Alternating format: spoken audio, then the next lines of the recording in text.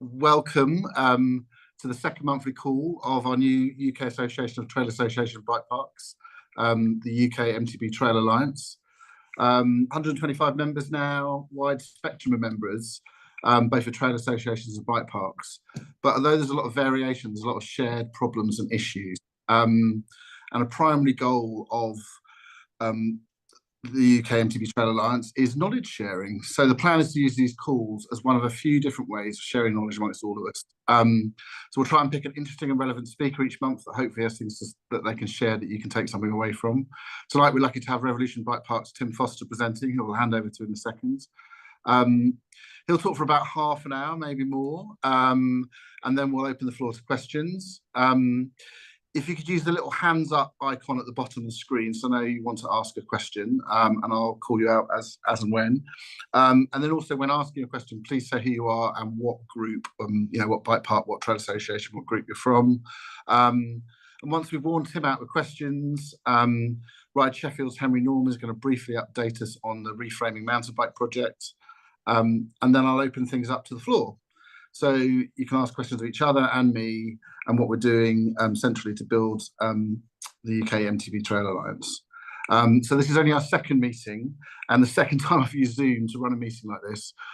So please bear with us. Having said that, I will hand straight away over to Tim.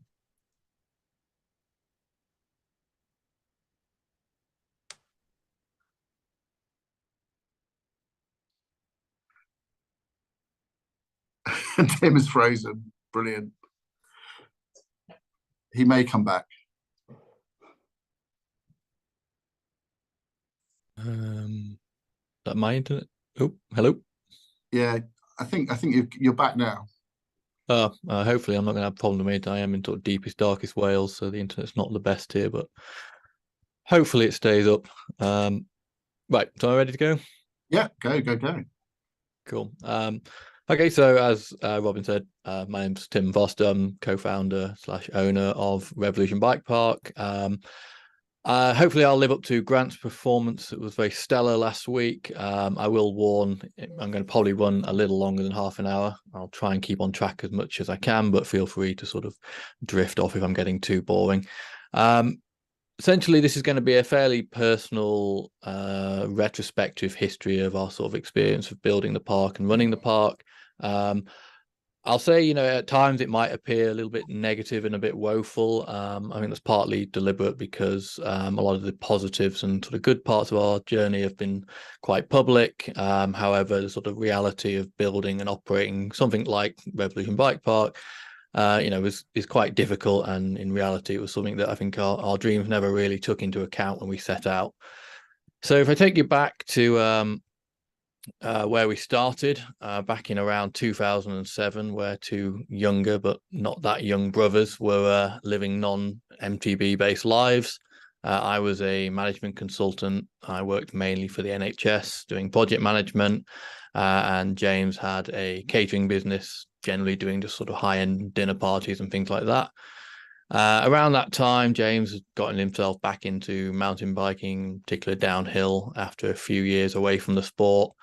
And with a friend of his who was a sort of farmer, they'd managed to get access to a small piece of woodland, only about an acre or so, and had set to work sort of building some bike tracks of their own. After about 2 years of having sort of spent every non-working moment they had in these woods building trails, they'd pretty much filled every inch of the woods with tracks. And whilst I wasn't sort of heavily involved, I'd also sort of pitched in occasionally with a shovel when I had time off work. And I'd also sort of gotten back into riding, albeit in a bit more of a limited fashion than James and his mate had. And part of the reason that they've been building this stuff for themselves was, back then, there were some great places to ride in the UK. But if you wanted the sort of quote unquote proper bike parks, then you sort of had to jump on the ferry with the rest of the Brits in summer and head off to France or Germany and Austria. As there weren't really that many sort of full-time dedicated centres. To spin on to sometime around sort of, I think it was late 2009, early 2010. I think both James and I were having a little bit of an existential crisis with the lives we were leading. I'd spent 9 years as a consultant at that point. I was doing pretty well for myself, lived in a little house in the countryside in Devon, was on sort of track to senior positions in the firm I was in. However, 9 years of various failed government projects and initiatives later, and I was sort of questioning whether this was what I wanted to do for the rest of my life. Likewise, James had become a pretty accomplished chef.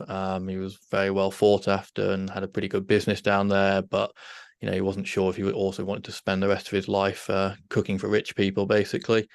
And then one day we had a conversation which, pretty much changed our entire lives. I would spend most of my weekends down in Cornwall because I had sort of friends and family down there.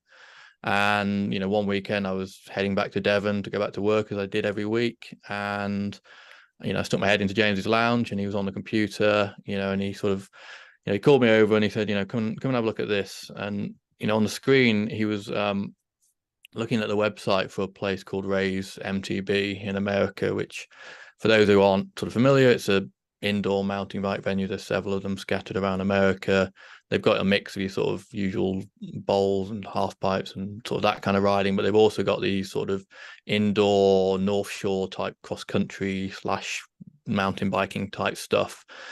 And he sort of said to me, don't you think something like this could be amazing in this country? And given the British weather, I thought, yeah, it'd be awesome if we had something like this in this country. And then he said to me, do you think we could do something like this?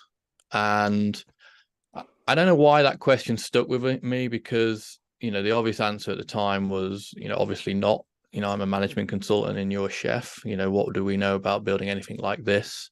But I think partly because we were looking for something to do with our lives, we started to sort of pick away at the idea, and we even went so far as to go and see some potential warehouses, one in particular in the centre of Bristol, which we thought would be pretty good for it.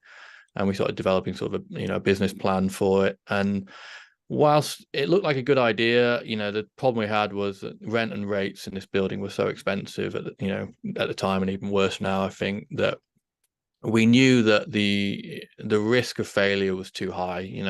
If we'd have gone for it and not made it into a huge success overnight, we could have potentially sort of bankrupted our whole family. So we decided at that point that wasn't going to work. So we sort of took a little time and then shifted our focus to the idea of an outdoor venue. As I said, at the time, there were very few dedicated sort of bike parks in this country, and we thought, there's certainly demand for one, and we thought there was a space for one.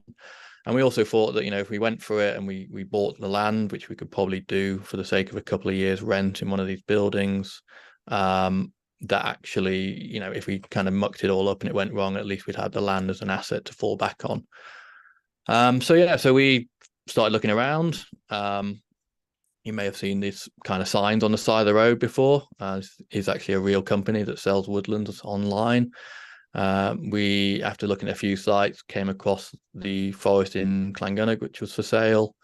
And, before we knew it, we were sort of sat around my parents' dinner table as a family, sort of saying, are we going to do this? I got to say, at the time, it was against the advice of everyone we knew, every friend, loved one, colleagues, thought we were crazy, thought this would never work, thought it would never be a good idea. But we kind of believed in it. We believed we could do it. So we said, to hell with it, let's go for it. James, myself, and my mum and dad, we all put our houses up for sale. Once we'd sold them, we put the money in a pot. We bought the woods. We bought a house in the village that we could all move back into together at the age of about 30, I think we were. Handed in our notices at work, and on Boxing Day 2010, we moved to Wales. And I think this is very much the point that I would say that, the dream ended and reality began. Straight away, James and I got to work on preparing the site. It had been seriously neglected for many years. The forest was completely overgrown. The fire roads were a mess and mostly unpassable. And the bottom area that had just been a dumping ground for people for decades. For the next 6 months, we worked non-stop to rebuild the fire road that would essentially become our uplift road. The only tool we had available to us was our little Cat 3.2 ton digger. We borrowed a 4-ton excavator from, a 4-ton dumper from a friend. Anyone who's got experience of groundworks will know that you don't build a mile-long vehicle road with a 3-ton excavator. But it was all we had. We had plenty of time, but no money at that point. So we just worked at it 6 days a week for 3 months straight, pretty much, moving stone, loading the dumper, driving it up the hill, dumping it, spreading it, repeating over and over again for months on end. At the same time, we were also building our sort of first downhill track. This first track that we ever built eventually became L1, and then through some of the extensions became the main line. That's where the name Mainline came from, because it was our main line. It was the main track on the hill at the time. And to be honest, they were hard work, but it was good times being up on the hill with my brother, building a bike park. It was pretty fun. However, at the same time as doing all this, we were also going through planning. We always sort of taken the approach and attempted to sort of just be really upfront with everyone, really open about what we're trying to do. And we kind of believed, I think naively, that this would kind of be appreciated and reciprocated if we took that approach. Now, when we took the approach with the local community, to be fair, it was, they, from a very early stage, before we even bought the forest, we'd reached out to the local community in the village, make sure we got their views, their input into our plans, took on board their concerns and addressed them where we could. And, the village, as well as being, full of amazing people who have just supported us, they also really appreciate that approach. And that's one thing I would always say to anyone doing this kind of development is, reach out to your local communities as soon as possible. Don't let them find out about it by the grapevine. That will hurt you. And their support in many ways was what helped us to carry ourselves through the very difficult job that we had ahead of us. The county council, however, was a slightly different story. As I say, at the time, we didn't really have any money for planning agents or consultancy firms. And, I had little to no knowledge of the planning system. I had some project management experience, obviously, but I was essentially just forced to learn, my way through the planning process as we went. They, I would say, paid initial lip service to the concept of the sort of benefits to the local community and economy, etc. But once that first conversation was sort of out of the way, they really set to work doing everything they could to put a stop to the idea. Interestingly, the stack of documents, I'm assuming you can see on the screen if my share is working, is the sort of first planning application I put together for them, which included some of the surveys that what little budget we did have, we spent on getting done. No one has ever read a single page of any of these documents, apart from myself. We submitted them to the planning department, but based on how everything went, they actually never read them. We ended up going for a meeting with the head of planning, who halfway through the meeting was surprised when this pile of documents arrived. And say he had actually no idea that we'd submitted any information. I could spend a lot of time going over the barriers that we had to get over to get through planning. Some of them were fine and genuine and reasonable concerns, but there were some pretty ludicrous stuff. The ecologists objected based on the potential for newts in the ponds in the quarry. They're normally a reasonable thing, but the problem was there were no ponds in the quarry. It was actually just shadows on Google Earth they'd spotted, and they had never really been out to actually check whether there's any there, but they still objected to it based on that. The rights of way department was a particularly tricky one. They threatened us with legal action for repairing the fire roads in the forest because they were also sort of footpath ways. Highways are always a treat around here. I think they've pretty much objected to every application that's ever arrived in front of them. They had some legitimate concerns again, but they also went down the lines of things like rejecting the creation of passing bays that they themselves had suggested we put into the planning application. And this all kind of went on for, over a year. And, we were sort of told over and over again that, this would never happen, that, whatever happened, they would put a stop to it. The rights of way department in particular went so far as to sort of threatening to take us to court to get an injunction against us if we eventually got planning permission. You know, and it was a really dark time. Yeah, we'd put everything we had on the line, as I sort of described, against the advice of everyone around us, and you know, it very much started to look like, you know, we'd made a mistake. You know, fortunately for us, we weren't the only ones having problems. You know, lots of other projects were struggling in the area to sort of get through planning, and the county councillors were getting a bit fed up with the lack of development in the area and all these problems, and they actually ended up sort of taking up the fight. And they sort of used our project, as well as a few others out there, to sort of make some fairly large organizational changes within planning. And you know, as it was explained to me, the planning sort of department was majorly reorganized. Many of the people were sort of either left or sort of made to re-interview for their jobs. The head of the planning was replaced, and you know, literally out of the blue, we just got our planning permission given to us. It was a phone call one evening. It had all been sort of brushed away, and we were just handed our planning permission. And you know, at the time, obviously, we were relieved and sort of elated.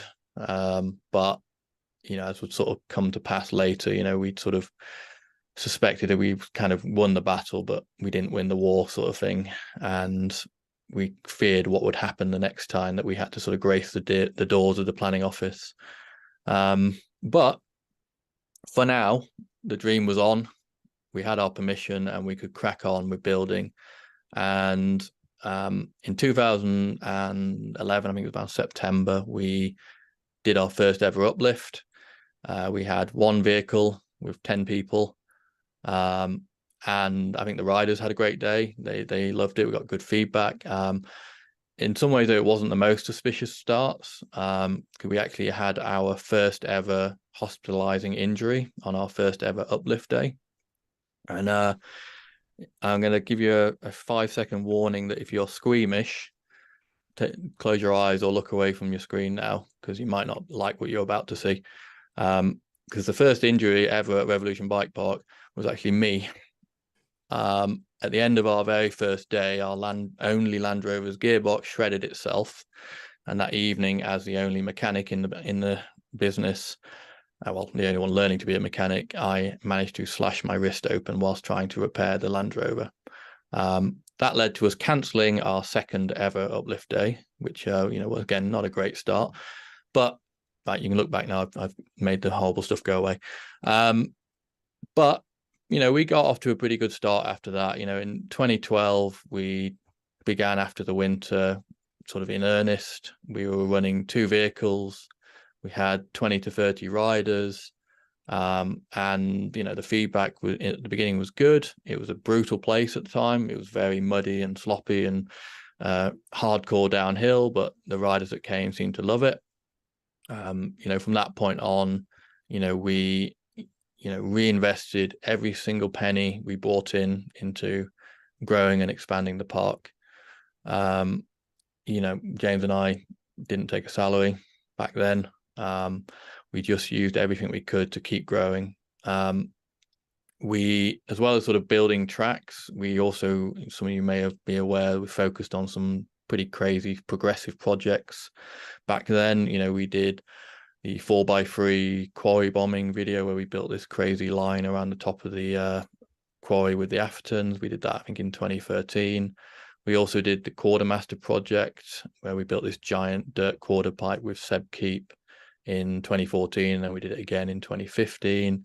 And we also built in, I think, around 2015, the first iteration of the 50-to-1 line, which was our massive jump line that we built with Josh Bryceland, Sam Dale and Loose Dog and the rest of the 50 crew.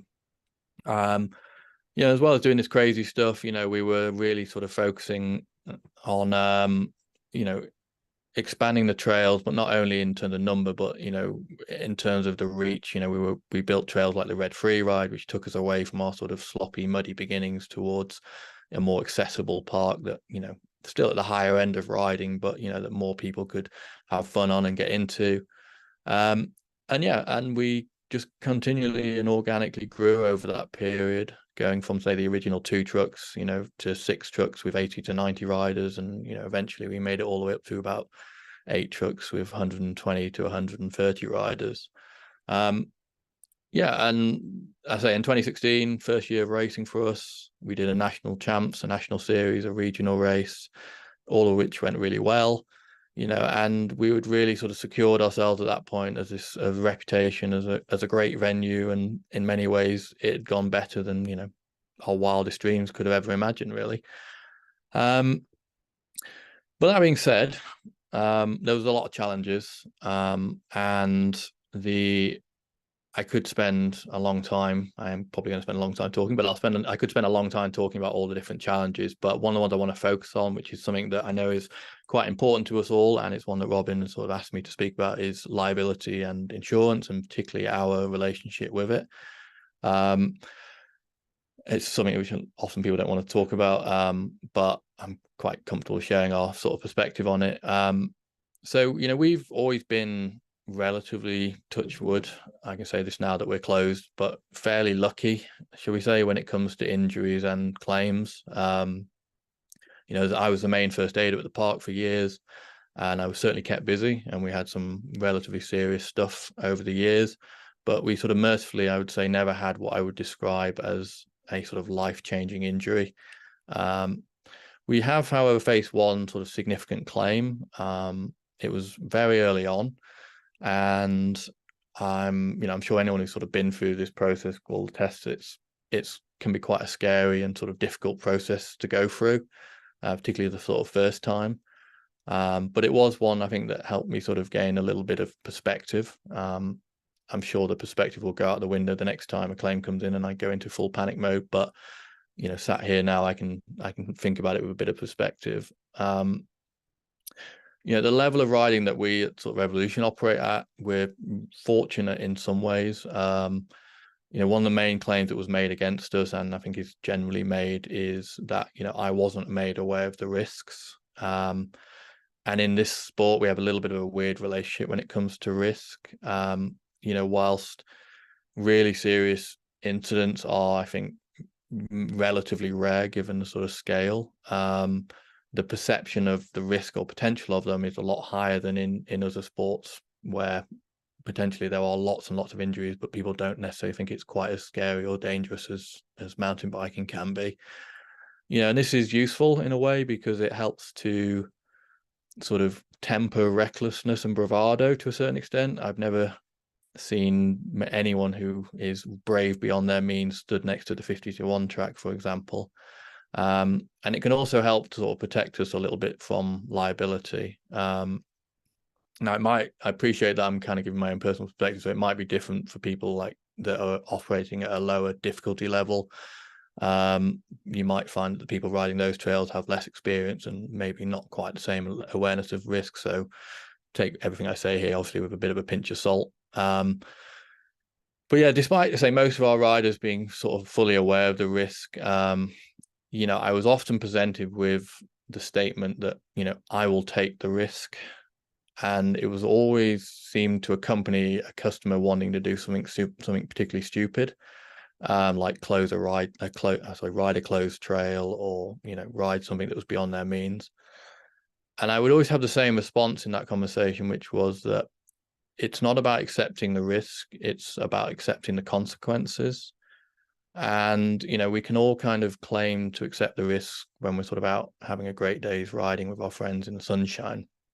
But, you know, excuse the sort of dark analogy here, but, you know, if the worst happens, you know, and you sort of picture yourself, you know, laying in a hospital bed, you know, as the doctor's explaining to you that, you know, the effects of your injuries are you know, are life-changing, and, you know, you might never walk again, you might never work again, you might never get to hold your children again, you know, you might not even ever get to go to the toilet on your own again. And for the rest of your life, you're going to need potentially tens, if not hundreds of thousands of pounds in care, you know, which the NHS won't provide and social care might struggle to provide for you. You know, and at that point, you know, in walks a solicitor who says, you know, I can get you all the money you need. You know, don't worry about the bike park. They're insured. It won't affect them. You know, who in their right mind is going to say, no, I agreed to the risk. It was my fault.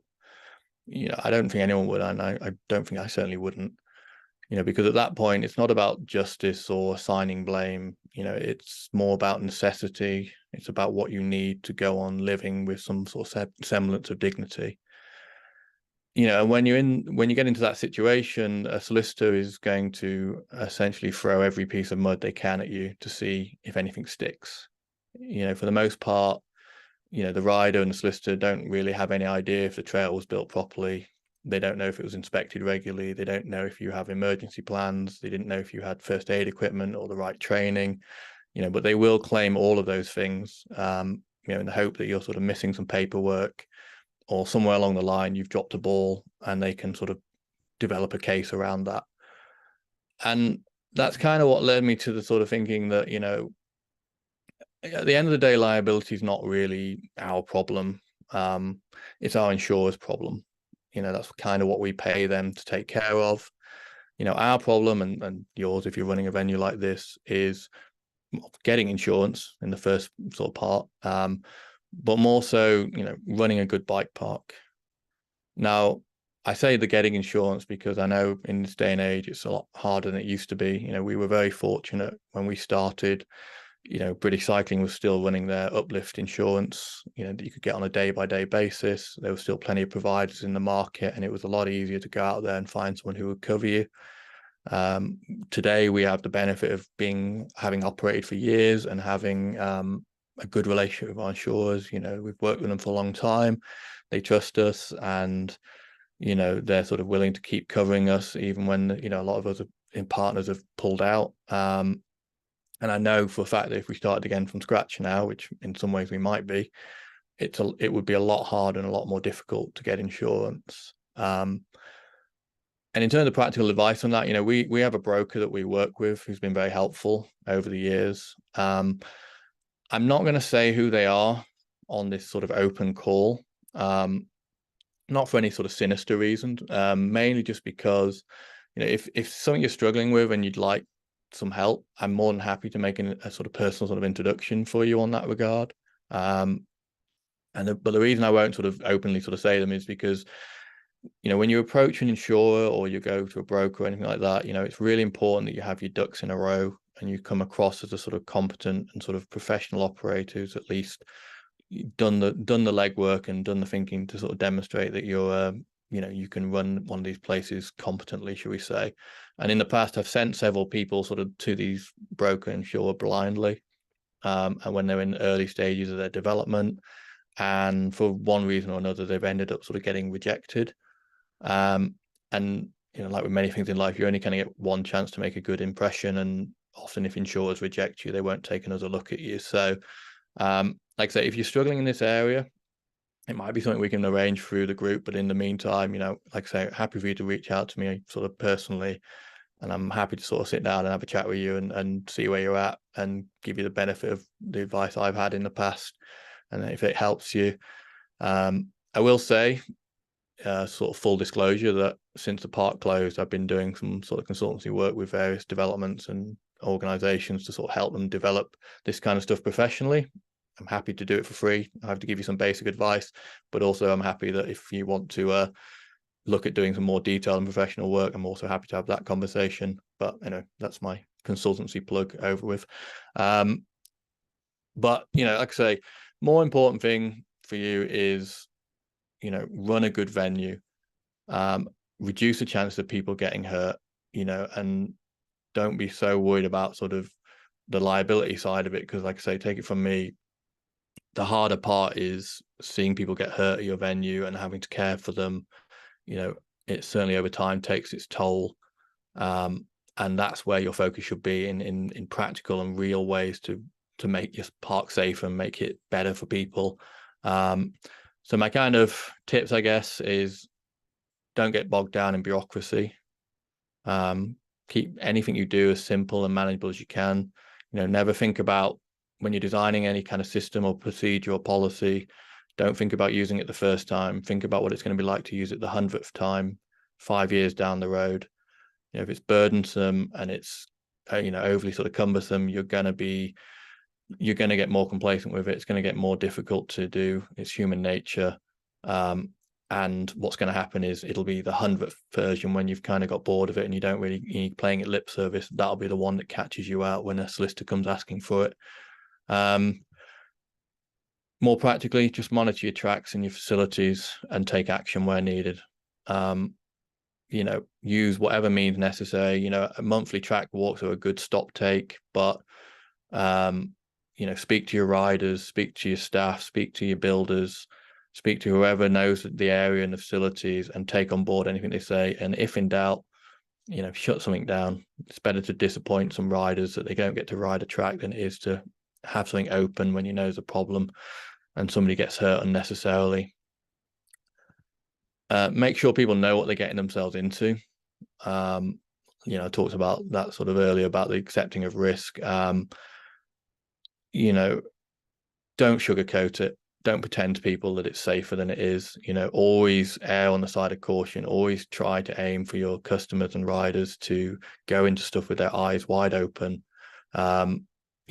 And you can do that through signage, through the internet, through doing videos, through talking to people, whatever means. But whatever you do, make sure that you are letting people know what they're getting themselves into before they go anywhere near your trails. Follow your own rules. You will be making rules, you'll be setting rules. Make sure all of your rules are enforceable and enforced. The classic example I would give at our place, you always had to wear full face helmet hours, no exceptions. Every day we would get somebody turning up with an open face helmet saying, well, I don't wear full face, I wear an open face. If we let that person on our hill and they end up doing something silly and smashing up their face, I guarantee I'm going to get a letter from the solicitor saying, you let my client go on that hill without a full face helmet when you know they need a full face helmet. And that's an open and shut case. They'd win because they're right. I made that rule and I didn't stick to it. So whatever rules you come up with, make sure that you can actually enforce them and make sure that they are enforced. Risk assessments. Everyone loves risk assessments. They get a bit of a bad rap, and a lot of the time I think it's fairly right that they get a bad rap. If your risk assessments are 100 pages of guff, they're probably not worth the paper they're written on. Risk assessments are a simple process. Think about what can go wrong. Think about what you can do to reduce the chance of things going wrong, and think about what you'll do if things go wrong. Keep it as simple as you can. Follow that process. It's really useful if you do it right. Not only does it sort of satisfy a lot of sort of your legal liabilities and that side of it, it's a useful tool for knowing where you should dedicate your resources, how you should operate, what's important to you. And when things do go wrong, if everyone has got something simple that they can refer to, it's a real helpful tool in actually, managing things when they do go wrong. And then last one is learn from your mistakes. You will make mistakes. That's why you have insurance.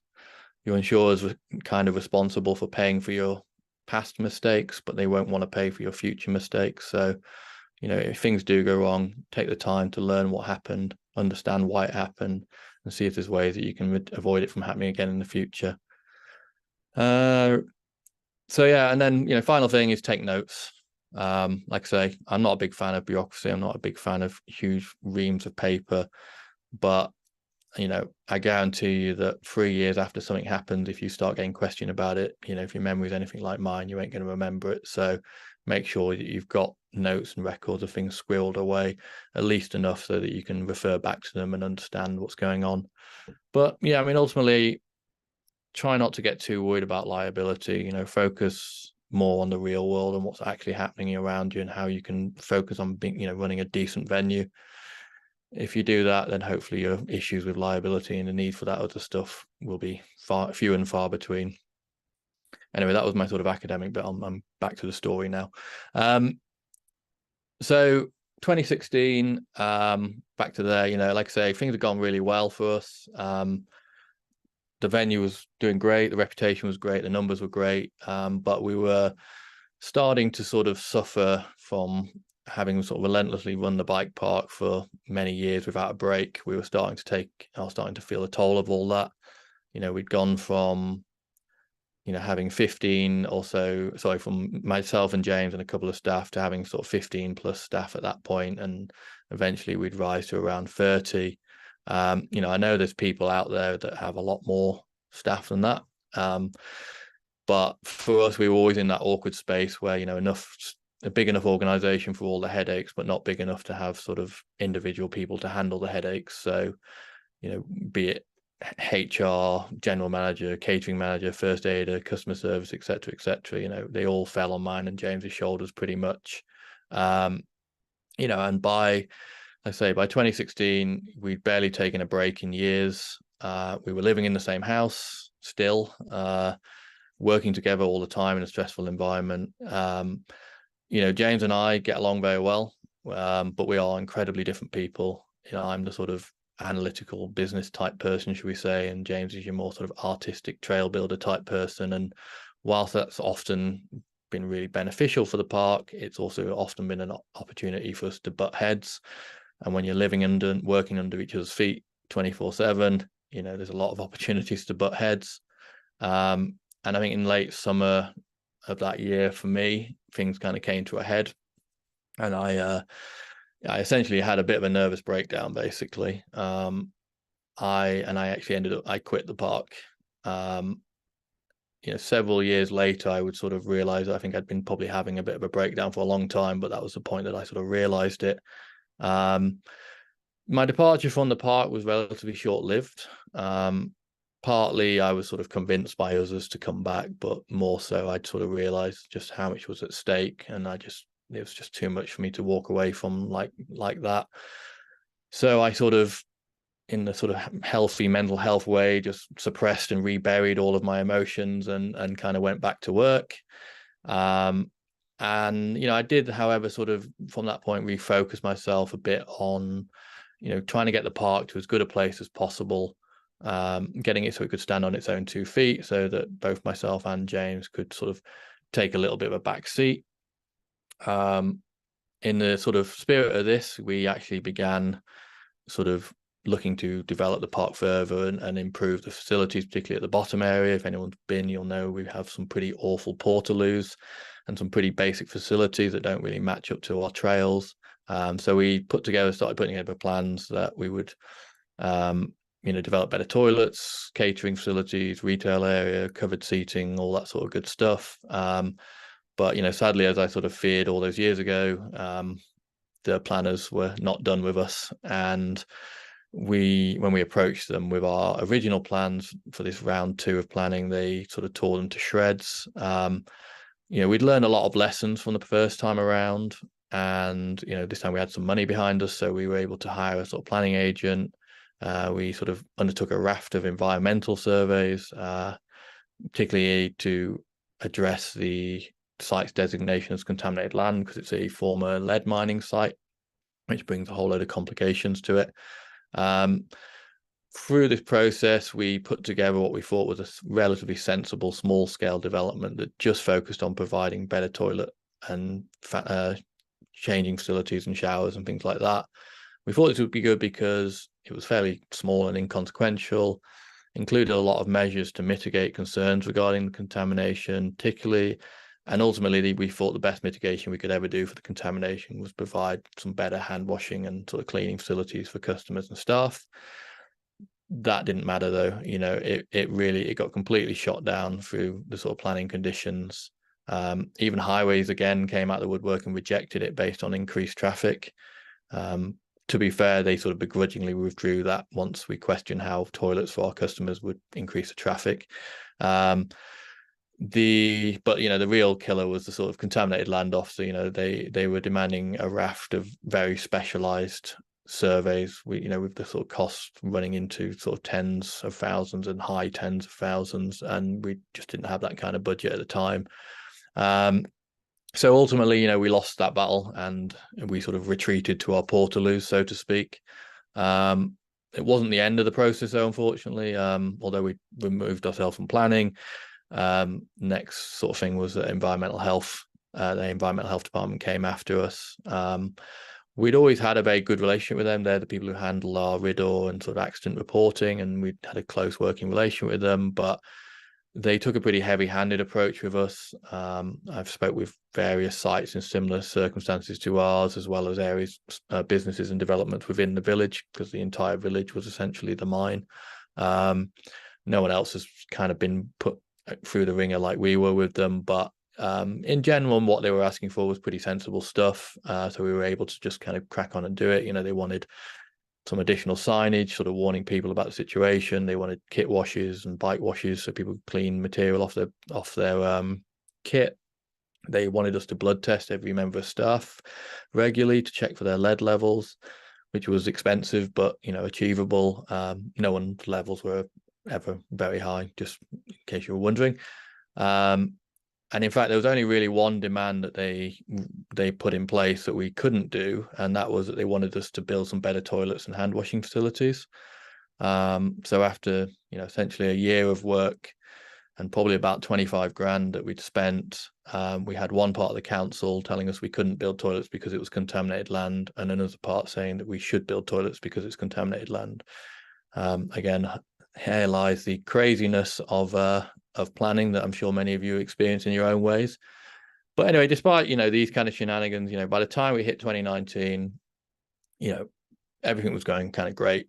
We hosted another great national champs. We built the vision line with Veronique Sandler. We were doing record numbers. We'd even begun the search for a general manager who would take over some of the day-to-day operations of the park, and in a sort of true sort of sign of madness, I'd even gone so far as to buy myself a small sailing boat up in Scotland to sort of rekindle my passion for sea and sailing, which I'd left behind when we moved from Cornwall. And everything was going great. All our hard work was starting to pay off, and it really sort of was difficult to see at that point how anything could come along and sort of derail us. And then we probably all remember this scene. Everyone has their own tale of woe from COVID, so I'm not going to dwell too much on it, particularly as I'm way over time already. But it was a pretty terrible time. We were fortunate in many ways. We didn't have big debts. We maintained sort of relatively decent financial reserves. But even all that kind of got wiped out. Obviously the thoughts of hiring a manager and sailing off into the sunset were well and truly dashed. And once again, James and I were sort of doing all jobs at all times for all people, and sort of working non-stop. But we managed to get back up and running about halfway through the year. Vastly reduced numbers, much higher costs to maintain the separation and other measures and things like that. A bit of a bad end to the year when the Welsh government dropped us back into lockdown with only a few hours notice one Saturday evening, which was a bit of a pain just before Christmas. And that did mean that 2021 wasn't much better than 2020. I think it was May by the time we reopened, and we were still on reduced numbers and bruised from sort of weathering the COVID storm, shall we say. But, we began to sort of rebuild. And although we'd been sort of weakened by the experience, our core business had survived. Our reputation was intact, and we were buoyed by the surge in popularity for cycling that I think many of us will have seen in that period. And 2022, was great, clear from COVID. We were all facing the sort of rising prices and some of the fallout from COVID. But, despite this, we were back to sort of full bore, rebuilding, new tracks, new shop, another national champs race. Customer numbers were good.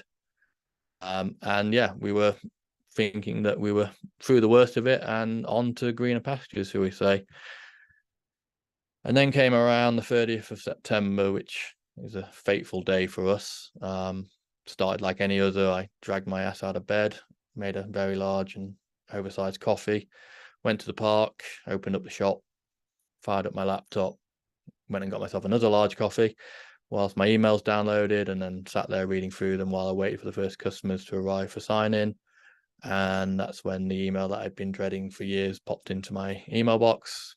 It was the one from the NRW telling us that they'd found Phytophthora in the forest, and they were issuing us with a health notice that would require us to fell the forest. We'd always known this was a risk right from the day we bought the forest, and the last few years we'd seen it leapfrogging its way in our direction. But I got to be honest, nothing really prepared me for sort of seeing it there, black and white. I put on a brave face for signing. later that day, James and I sat down and, I broke the news to him. We went back and forth for a while. There's been lots of chat on YouTube and things like that about why we had to close. We did consider carrying on, but, having just got ourselves back on our feet after COVID, we were pretty doubtful that we could keep the business afloat for the amount of disruption we would probably face as a result of the felling. We were also pretty doubtful as to what we'd be left with after the felling and whether we'd, be able to sort of live up to the standard of riding experience that we, always sort of strive to provide. So we, reluctantly reached the conclusion that we'd shut the park down. We had a very emotional filming session one evening that week, which some of you may have seen the outcome of. We called a meeting with the staff the end of that week. We had to move pretty fast because, whilst we were putting a brave face on it, our staff weren't daft. They knew something was going on and we couldn't really kind of hide it forever.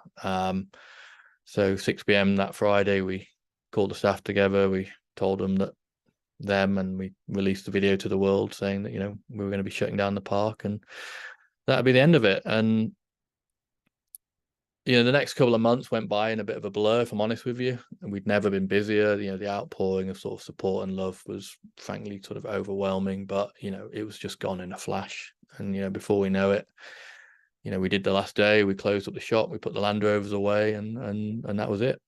All that 12 years of work would seemingly come to an end. So in terms of what the future is, now I've done a video on YouTube, so I can save taking up the rest of your evening on that. So if you're interested, go and check out that. It talks about what we're planning for the future. But I'm sure at least some of you who are still awake are probably, asking yourself the question. I know it's a question I've asked myself, which is, and that tale of woe that I've just subjected you to, why are we continuing? Why are we going to do it again? Is it because I love biking? I got to be honest with you, not particularly. Might surprise many of you to hear that I don't really ride.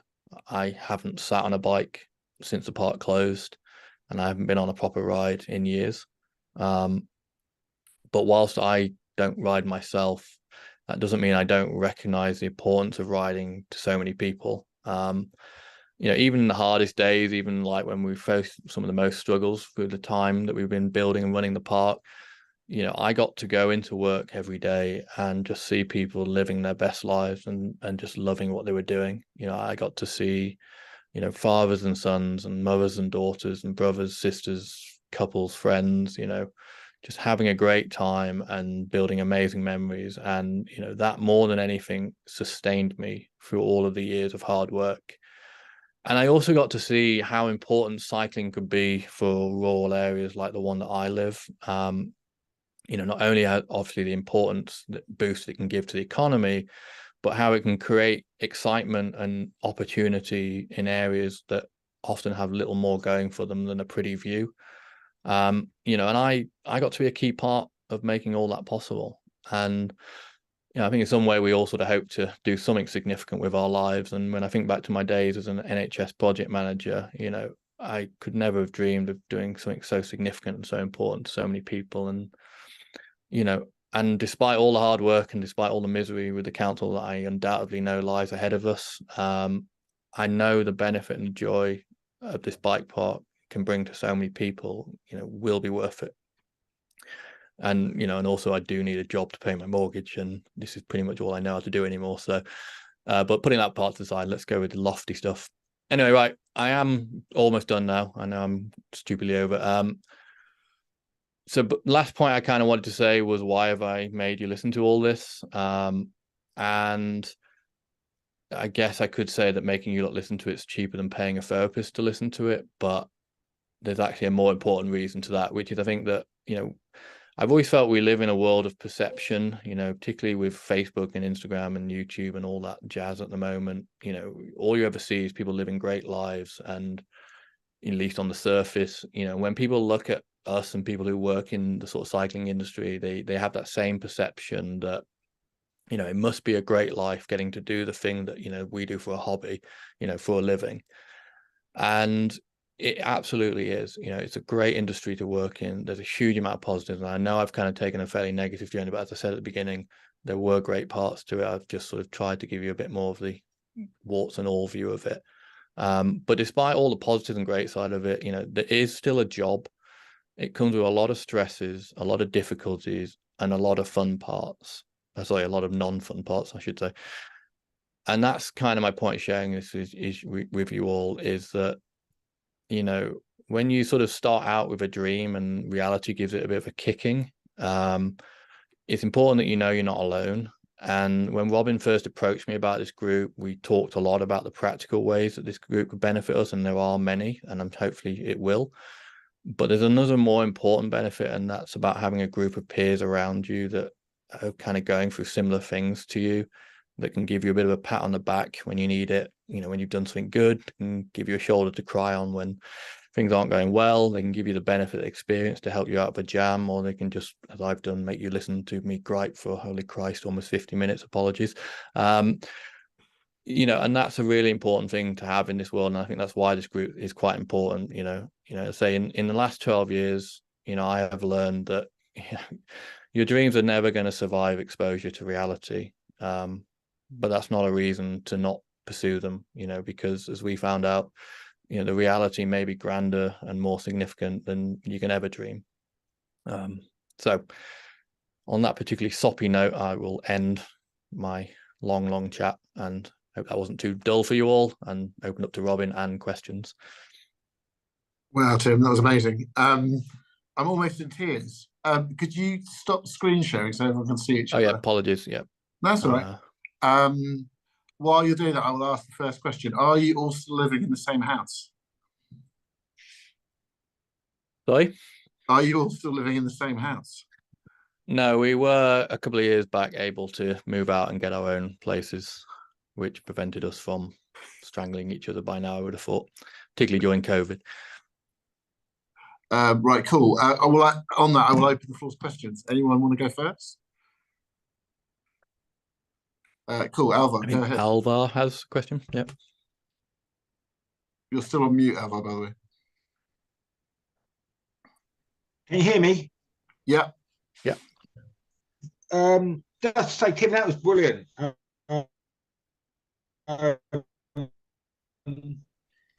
Apologies, I'm breaking up. I don't know if it's just me. In East Sussex. Can you hear me? Yeah, we can now. Just repeat yourself a second. I'm Alvar. Yeah, I can now. So yeah. Track in Crowborough, a much smaller bike park. That was a brilliant talk, showing how easy it isn't. There's a few questions regarding the insurance thing. I won't ask who he's used, but I'd like to maybe talk to you another time. Yeah. Do you mind disclosing how much? Yeah.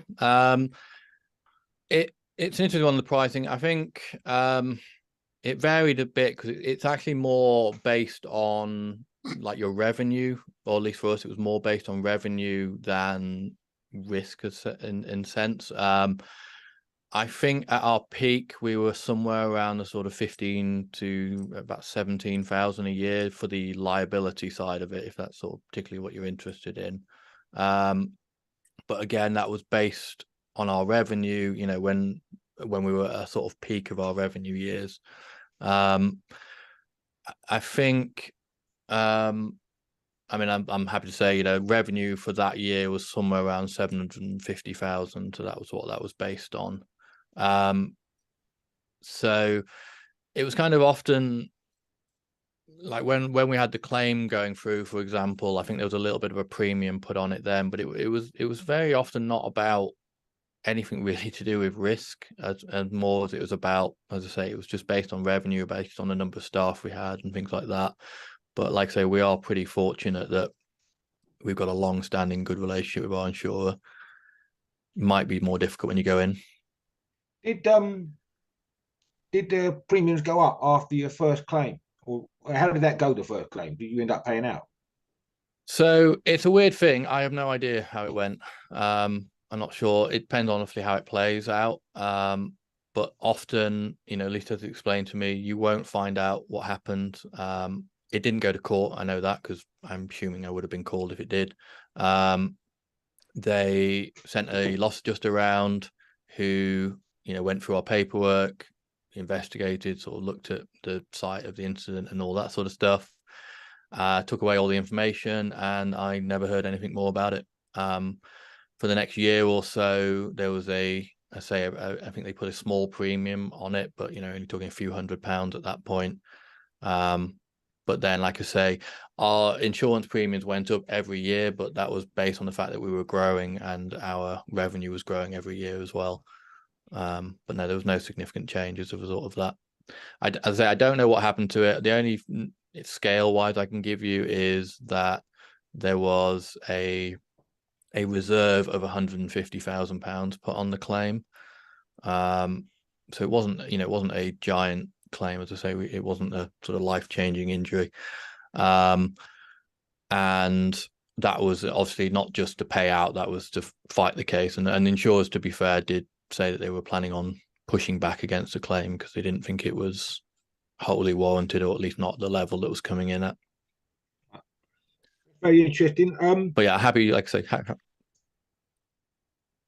so go on. It seems to me, I mean, I don't know, it seems to me like maybe they didn't pay out there, because normally if you have a big payout, you get a big premium, don't you? So I have a big trouble with insurance. That's why I'm sort of chasing this up. My next question was, I mean, I don't know if it surprised you so much, but I have a big issue with e-bikes that are chipped, which about half of them are, believe it or not. Did you ever get in that sort of, because when they're chipped, they kind of come under, the insurance doesn't cover them as such because they're now a moped. I don't know if you get involved with that at all. Do you ever have that issue?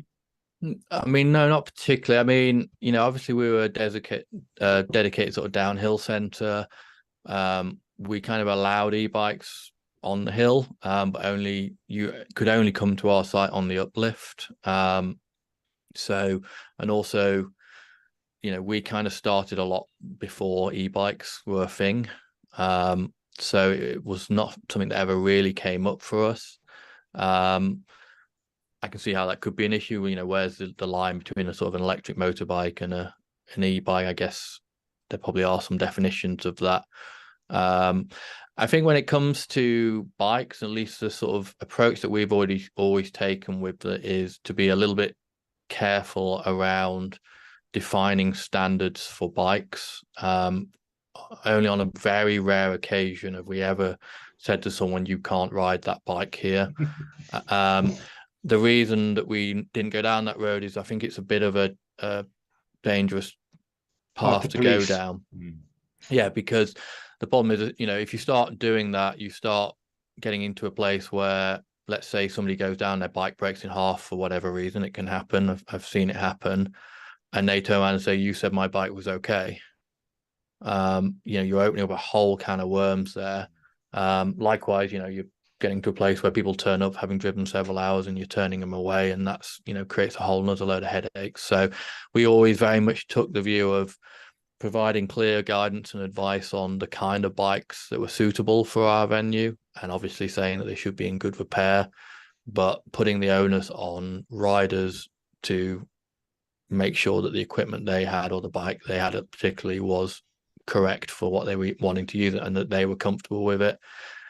So we never got down the road of, I know, like if you go to motocross, they have commissaires that check your bikes and things like that, but then it's a whole can of worms that you need qualified mechanics, a lot more insurance, and a lot more things in place. And mercifully, at least so far in the world of mountain biking, we're not subject to those kind of requirements. Okay. If anyone does know the answer to that question later on in the open forum, that'd be interesting, because that's a big problem I have with my insurance. Like they're saying that, like the law says, if that's chipped, that's going over a certain mile an hour, that classed as a moped. And how can you have a moped on your mountain bike park when it's classed as a mountain bike? But maybe that's another question for later. The other big one question I had for you is, you said no full face helmets.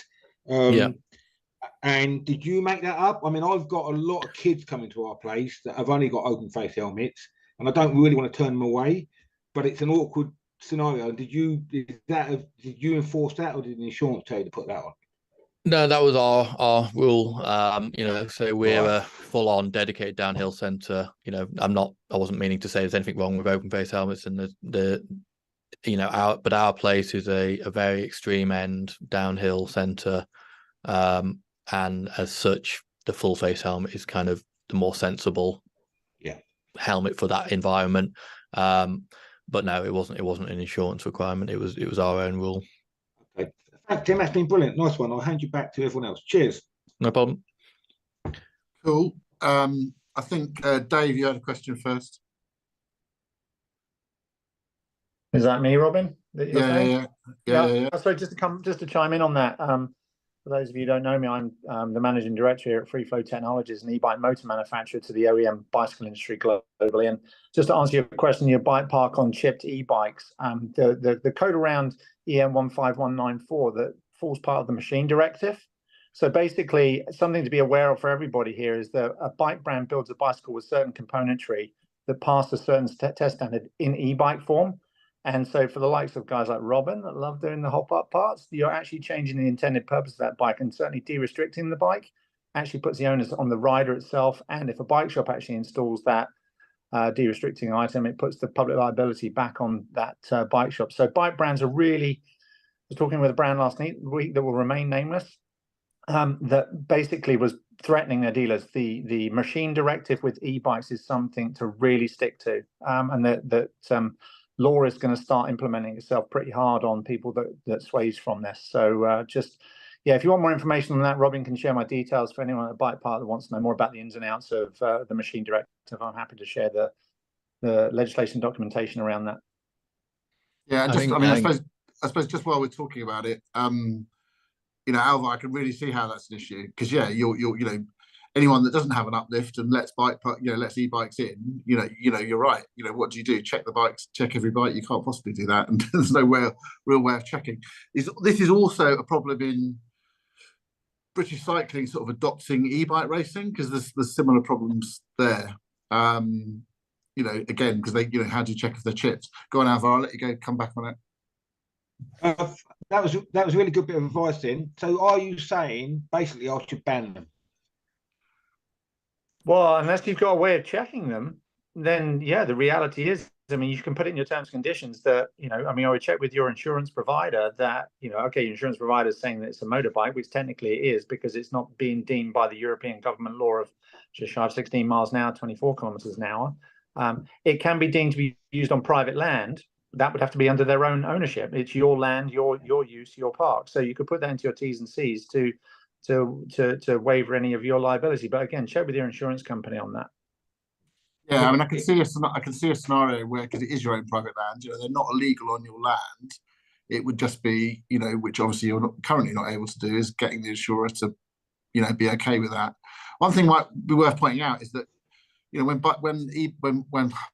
is not a general rule, but when most e-bikes are chipped, you're not actually changing the power output, you're just changing the top speed.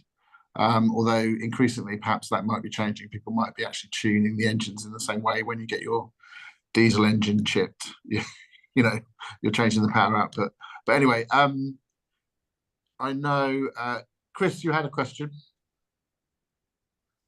It was more to Alva, like if he wants to chat about de-restricted e-bikes, I'm happy to have a conversation. But equally, I think Dave has stepped in and said exactly the same. So yeah. I think it, whilst it's not something that I say affected us, it potentially, if you've seen some of our plans for the future, could more. And I think e-bikes have, in many different ways, come along and sort of complicated the simple world of pedal bikes that we used to live in. And maybe it's something for this kind of group, Robin, to sort of pick up on a practical base to sort of see what awareness needs to be sort of developed and put out there. And when, particularly in this regard, when it comes to altering and chipping and increasing the speed and the potential risks associated with that, something that not only for bike parks but for riders out there, more awareness could be raised about that. Maybe this group is a avenue to do that. Yeah, 100%. Any more questions, guys? Put your hands up if you have. While you're all thinking about your questions, because I want you to be, I'm going to ask a question. So obviously you've been operating for a long time. Did you have to change, you know, as I suppose riders and bikes progressed over the years, and got more and more capable? Did you have to change the tracks? I mean, obviously you put in more and more extreme jump lines, but were you doing the same for your more natural sort of downhill trails as well? You broke up a little bit at the beginning of that. Were you talking about sort of inspections, were you saying? Sorry, or... No. I was just saying, as bikes and riders sort of progressed in their abilities over the years, did you have to? Obviously, you built bigger and bigger jump lines, but did you do the same for your more downhill tracks as well? You know, did you have to? How did you have to evolve to cope with how things changed over the years? I mean, I think the you know, we started at a very early stage. You know, if you think about sort of what the bikes were like when we first started sort of 12 years ago, it's been a very organic sort of change process whereby, you know, we've learned more, we've got better at how we build tracks and things like that. And we've always, we started at the top, you know, when we first, in terms of like difficulty levels, you know, when we first opened, we had, you know, really extreme downhill tracks that were really difficult. You know, I was a real amateur at that time, and I really sort of struggled to get down them myself. And over time, we've almost sort of tamed, but at the same time refined the tracks so that you maybe maintain a similar level of difficulty, but more accessible at the same time. You know, what we always tried to get to was a place where we could satisfy as many different levels as possible. You know, I always had this thing where, you know, when it comes to grading, for example, you know, if you were smart, you would grade every one of your tracks at the top level, because that protects you from liability, because that way you're saying to everyone they're as hard as they can be, you shouldn't ride this, it's scary and dangerous. But for marketing and for sort of getting people to come to your park, you have to try and do some lower grading ones that will attract more people into it. So yeah, I mean, yeah, it's hard to say, because like I say, when I think about our original pack tracks, they were very sort of ghetto sort of. We even have a track called Ghetto as a result of that, you know, that they were very sort of almost amateurishly made compared to what we were doing by the end of it. So whilst they were still difficult, they were more accessible, I think. I don't know if that answers your question, but that's kind of as good as I can do. I think it does. Yeah, it's pretty good. Yeah. Matt, you had a question? There we go. Can you hear me? Yeah. Yeah. Brilliant. It's not so much a question, it was just where we were talking about the insurance side of things. And one of the main reasons I wanted to get involved, sorry, I should say I run the Isle of Wight Mountain Bike Centre. Probably don't need to explain where it is, it's pretty self-explanatory. Yeah, so when we got into it, it was sort of not knowing what was the right way to go about it. And I did reach out to a few places, and obviously people don't want to be careful with what they share, which I understand, because they also don't want to potentially put themselves in a bad situation. But this coming year, we're going to look to get our AALA license, which is through the government, or as health and safety. And basically it's for like extreme sports places, and checks all your paperwork and all that sort of thing. It doesn't actually make a difference to your premium, but for someone like me, it might actually benefit if I spoke to someone like Tim. But I'm not a health and safety representative or anything. I'm the Sparky that builds mountain bike trails and does this on the sidelines. So for me, I was always really concerned that and I still am concerned that we don't even have everything in place that we should have. I mean, we've been very lucky. We've had some unfortunately bad crashes. Fortunately, touch wood, none were life-changing, but that's something that when I first started, and even now, full disclosure, is I still don't even know if we're fully covered. Our insurance every year, I said they're happy. We work through AIM insurance. I know Black Mountain use them. Farm now they're called. Yeah. And they've been useful, but they basically say that if someone signs on the line or ticks the box to agree to the terms and conditions, all is good. But yeah, something that's worried me over the years, especially when like this year, we had one which was an airlift out first time we've ever had that. And if when you build and stuff and someone's getting airlifted out, it's shit, to put it bluntly. But yeah, so it's not really a question, but I just thought it'd be nice moving forward for people that are in this situation to be able to help each other. Because, like I say, other than health and safety on a building site, I don't really know how can you make something where you're throwing yourself down a hill as quick as possible safe. I think what I would say to you, you know, certainly from my brothers here, that would agree that you're not alone in feeling like that. You know, I've always sort of said that, you know, I'm not afraid of what I know I don't know. I'm afraid of what I don't know. And I felt like that for the last 12 years. You know, there is no big book of mountain bike park rules and regulations.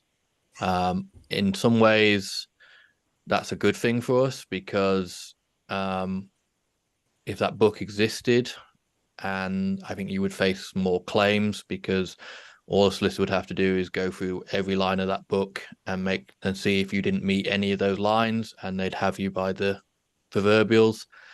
But on the other side, it makes life very uncomfortable, because you don't have that set of rules to kind of work to. And that's one of the things that I look to on a group like this to maybe try and do on a more practical basis, is to come together and try and define some relatively sensible standards that we can all sort of take a bit of comfort in. And I think it's important that a group like this comes together and does it, because eventually something will happen that will bring scrutiny down on all of us. You know, someday there'll be a quiet tabloid news day and something bad will happen, and the media or whoever will get a bee in their bonnet, and a huge amount of scrutiny will come our way.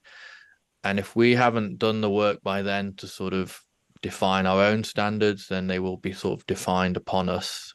And they may be defined upon us by people who don't really understand what we do, or, like you say, can't fathom how you can make a 50-foot jump safe. And I think we could find ourselves in a lot of trouble. So I think it's, I say, you're not on your own with that feeling. I share the pain when someone gets hurt and you just don't know if it was your fault. You don't know if you did everything right, and there's no black and white answer to that. And I hope, you know, say, through these conversations, through this kind of group, maybe we can arrest some of those fears. Just before we finish this question, Matt, can you just talk about the AALA thing you're doing, and tell us what what's the acronym stand for? It stands for Adventure Activities License. That's not the full thing, but what I will do is I'll copy and paste the link in the chat if I can. There you go. And then also just to follow up on, Matt mentioned he was insured with AIM, which is the Activity Industry Mutual. Is that right? Is that the right? Yes. Yeah, that's who we use. Yeah, and I don't think Dirt Farm are on the call, but they have said very good things about them, and I presume, you know, obviously a lot of actions probably happen at Dirt Farm, I imagine. So yeah, they seem to be, they raved about them when I spoke to them about it. Cool. Any other questions? Bryn from Barden Trail Association, you had your hand up earlier, but you've taken it down again.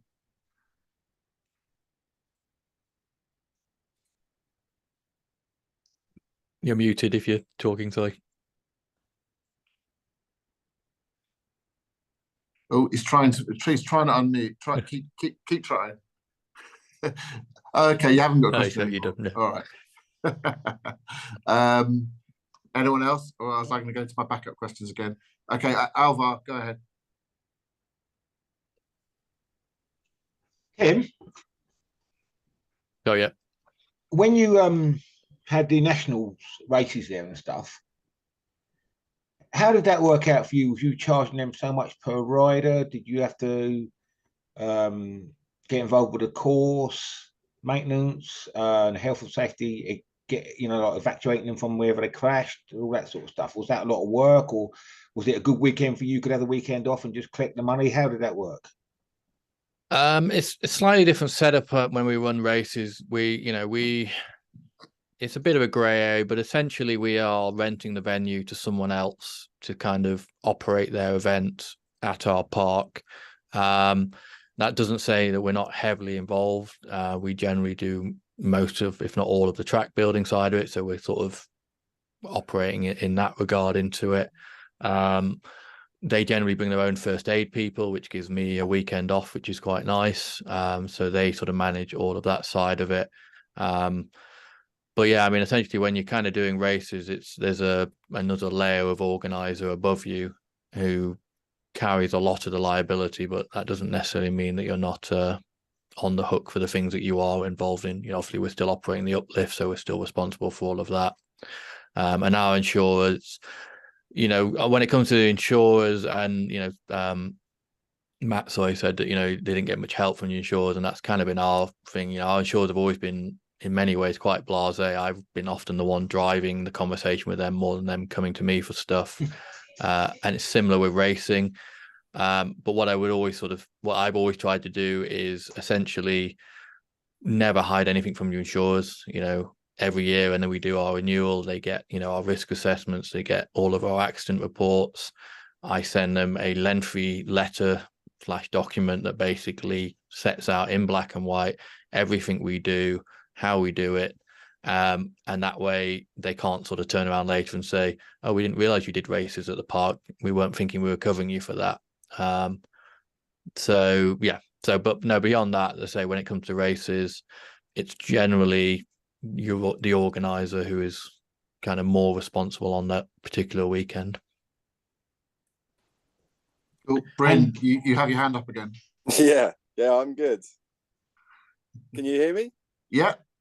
Great. It's two questions, really. My first one is a kind of health and safety-ish one.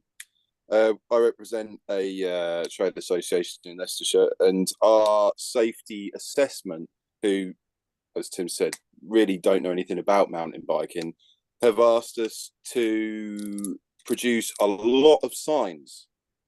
Almost at every point in the trail, every feature would require a sign dictating gap or whatever it might be. Mm-hmm. What's your experience with that is the first question. Yeah, we've spent a lot of money on signs at our place. I mean, it's one of those things where it can seem a little bit silly in a sense, because anyone who rides knows that you don't see the signs particularly, and generally don't pay attention to them. The sort of stark truth of it is they're not really there to protect the rider, they're there to protect you. If somebody goes over the bar on a gap jump and turns around to you and says, well, I didn't know that feature was going to be there, and then the loss adjuster comes out and takes a picture of the gap jump and there's a big sign next to it that says gap, makes your life a lot easier in that regard. Sure. So I would say, as much as it can, signs are not as cheap as people think. You can end up spending quite a lot of money on them, but it's probably worth doing it as much as you can. And the other thing I would say when it comes to signage, which we kind of almost got a little bit caught out of in the early days, is make sure you also have an explanation somewhere as to what your signs mean. Just because it says gap, which is pretty obvious to most people, doesn't mean they can't turn around and say, well, I thought they were advertising the clothes brand. Sure. So make sure you've got a trail map, sort of trail information board somewhere prominent that sort of says, here are our signs, this is what they mean. But keep them simple. They don't need to be huge, expensive sort of things. Keep a relatively simple set that covers all of your features. Get a bunch of them printed on aluminium die bond. They last forever and they're not too expensive, and just start sort of whacking them up wherever. Like I say, it'll protect you if something goes wrong. Yeah, we have spent a lot on massive signs. It's and actually copied a few of your rules and regulations verbatim on them. But it was more the ones on the trail that I was like, we're just going to fill a 26-acre woodland with signs on trails that look really good. My second question is a kind of environmental one.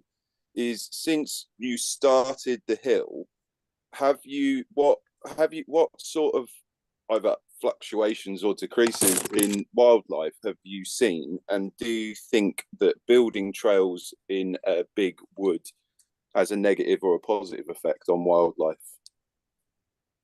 Oh, it's like I set you up to plug our YouTube channel.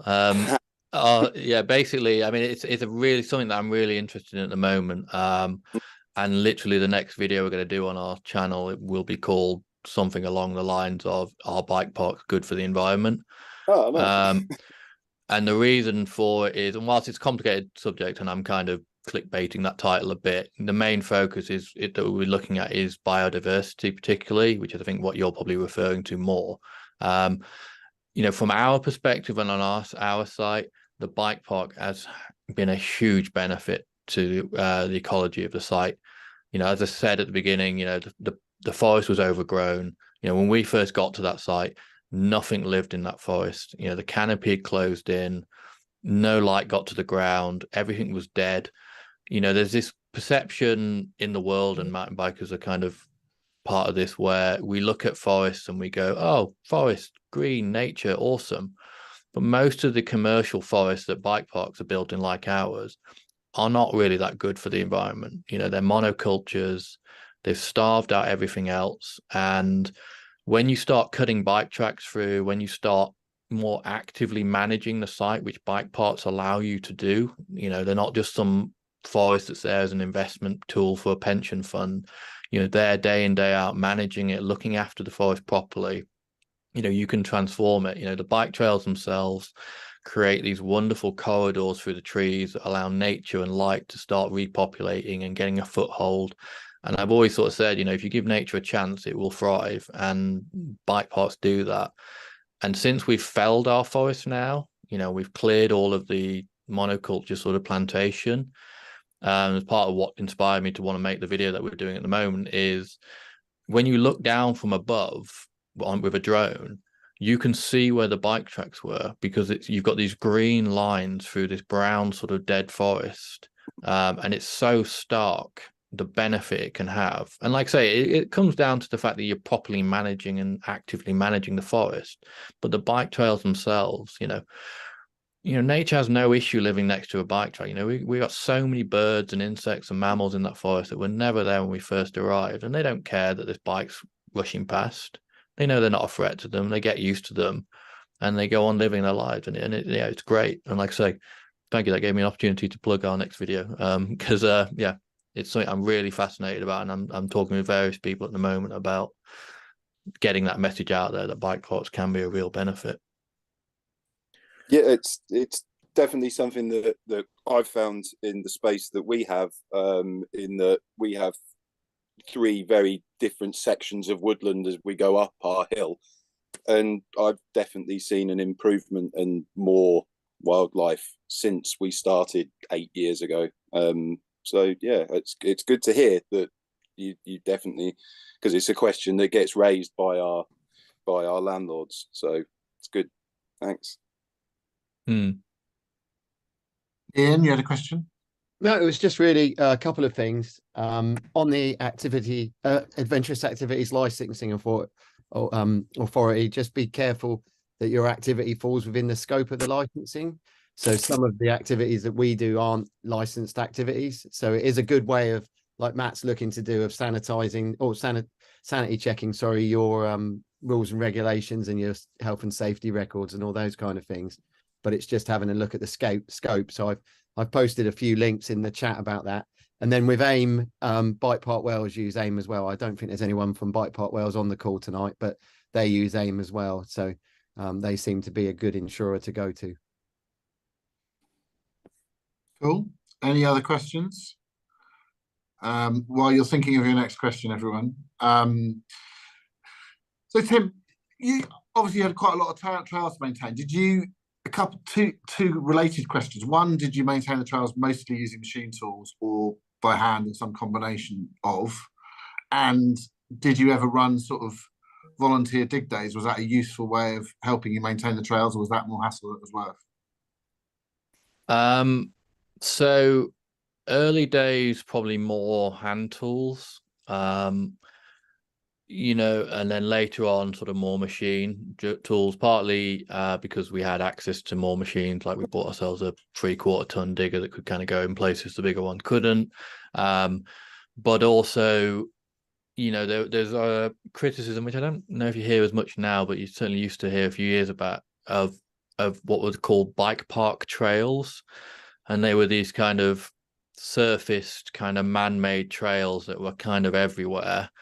And people were like, we want more natural, kind of loamy kind of tracks and things like that. And as a park that started off with very natural loamy tracks, you know, I can tell you that they take so much more maintenance than something that is built with a machine and hardcored and things like that. So as we grew more and more tracks, it kind of, to keep up with the maintenance, you know, we kind of had to build the tracks more robustly with more sort of armored surfaces, so that, you know, you could go back in, you know, once every 6 months to a year and do sort of some maintenance, rather than, like, I remember when we first built the Ghetto track, it's not a joke to say that we had to rebuild that track every week.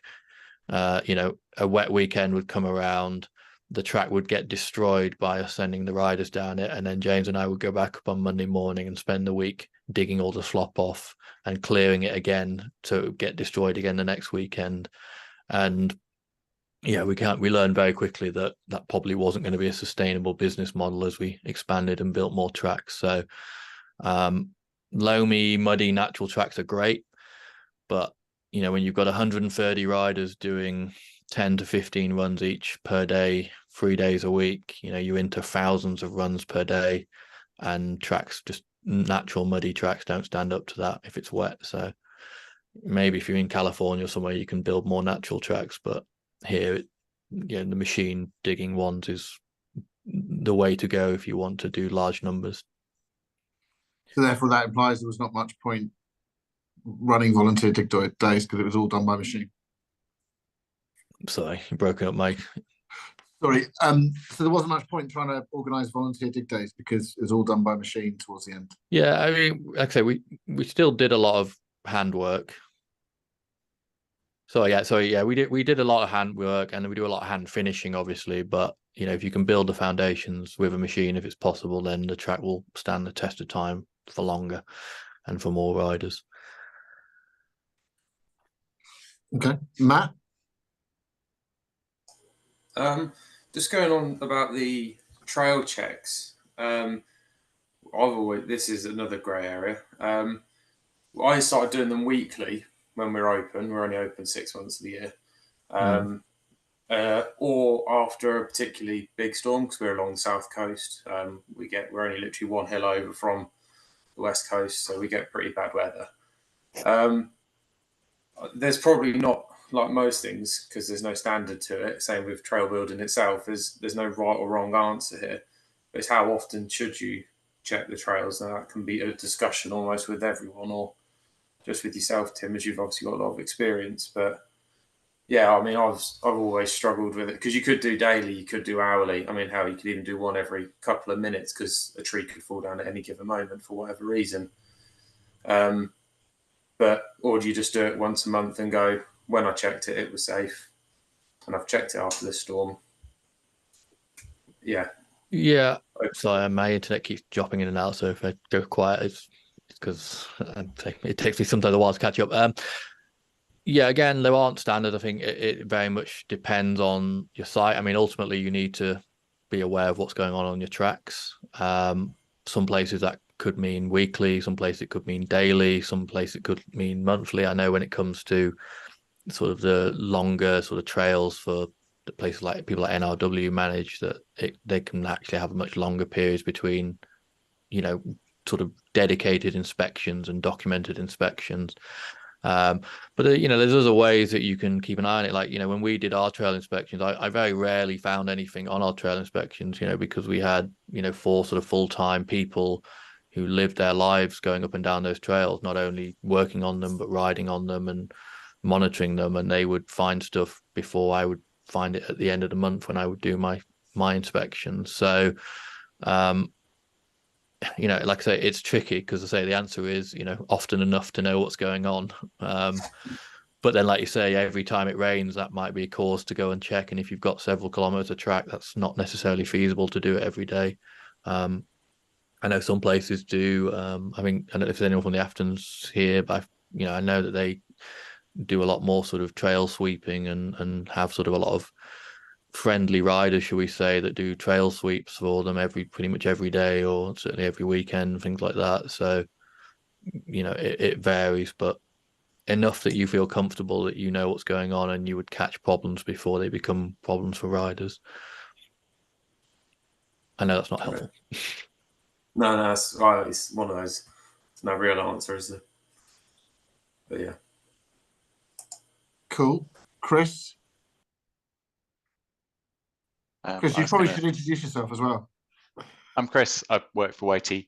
We run a campaign that aims to help volunteer trail organisations, and I sort of run that campaign. Hello, everybody. Throwing out a potential answer to Matt's question, is the answer not whatever is the requirement that has been agreed between landowners and insurance companies and yourselves? And that will vary depending on potentially, you know, the perceived risk that your landowner has and so forth. Yeah, I mean, yeah. Oh, sorry.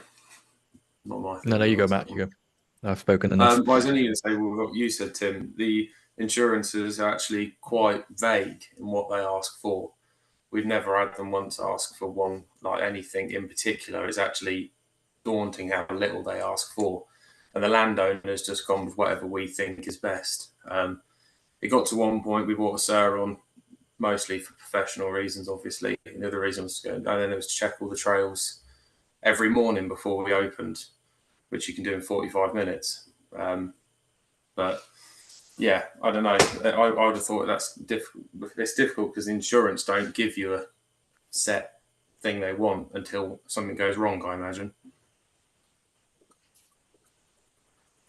Yeah, I mean, the thing with insurance, that's the same experience we had. You know, they don't necessarily turn up with a list of this is how you do things. They expect you to kind of turn up to them with a list of how you do things, and they will insure you for those activities.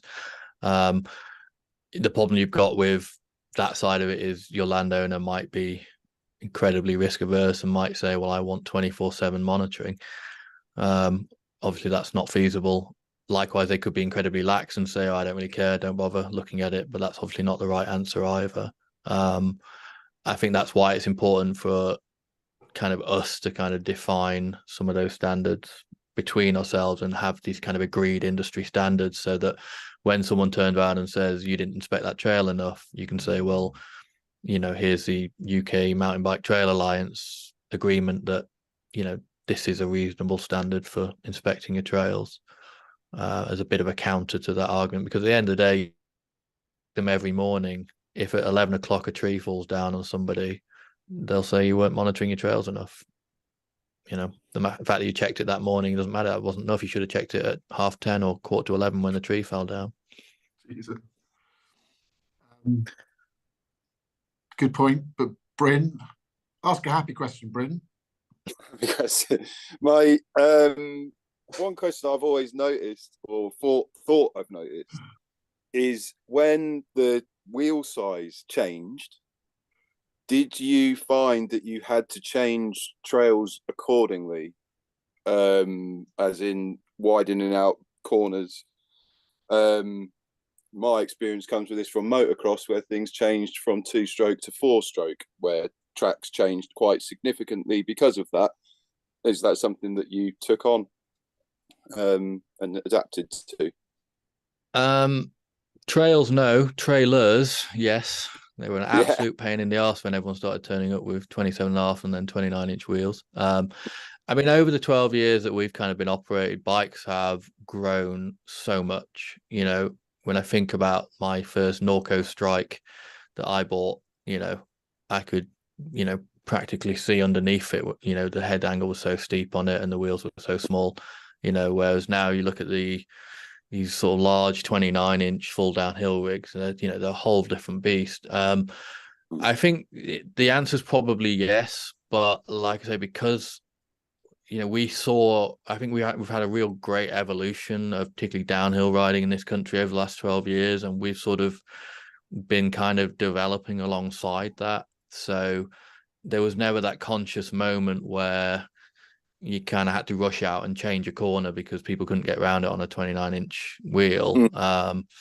It was more that over time we adapted and built sort of bigger tracks, in the sense of grander tracks, shall we say, to accommodate the fact that the bikes were getting bigger, the riders were getting better, and everything was sort of getting a bit faster and straighter, I guess, in some ways.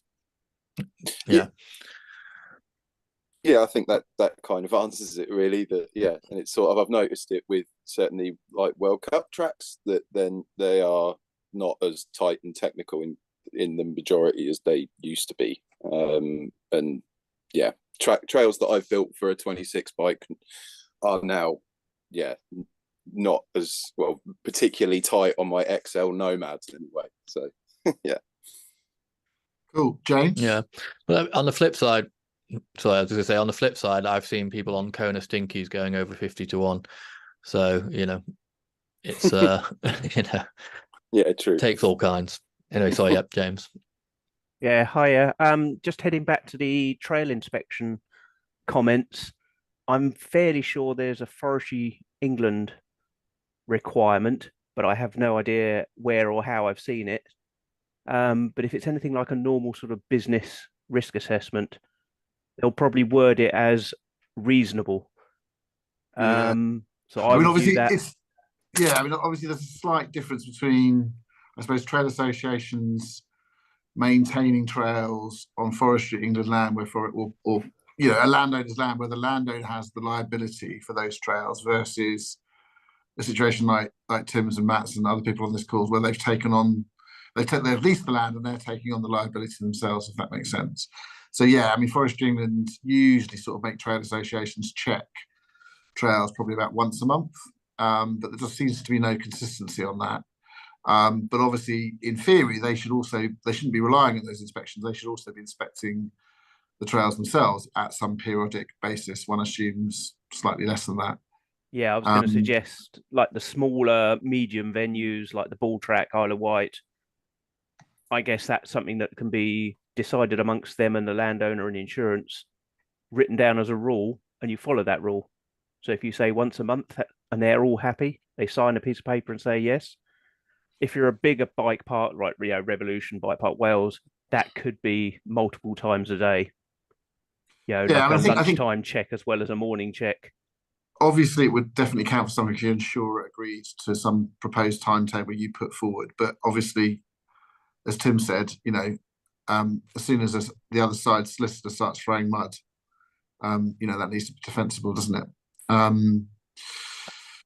I think what I would say, maybe a slight distinction that might kind of help in the conversation, is the distinction between when you document a trail inspection versus when you do a trail inspection. Like I say, we would generally work on about a monthly kind of documentation schedule, which would kind of show that at least once a month we'd been over all the tracks. In terms of doing it multiple times a day, it took me about 2 days to fully inspect all of the trails on the hill. So it wasn't really something I could do multiple, times a day or even a week kind of thing. But that was only a stopgap kind of measure measure of, at this point in time, I have been over every inch of every trail and I've written down that they are good to go. We had other processes and procedures in the background, be it sort of the trail work that was going on and how they were sort of rotating through their maintenance sort of schedules for the trails. Also, having things like feedback mechanisms to encourage and make sure that problems and issues are fed back to you and that you're capturing those and reacting to them. It's not always necessarily about filling in the inspection report to be able to demonstrate to your insurer, to your landowner, to whoever, that you are monitoring and keeping an eye on your trails and like I said in my presentation, taking appropriate action when required. Cool. Everyone's still thinking of their questions, clearly. Will, from Trace Trails, you made a comment in the chat. Do you want to just talk about signs verbally for a second? Hello. Yes, the forestry have been on a, as I said, basically on a crusade to put signs on everything. So every single trail section on Follow the Dog and the Monkey Trail has got a sign on it. It's basically an A4 page equivalent of all the risks, liabilities, you should wear a helmet, etc.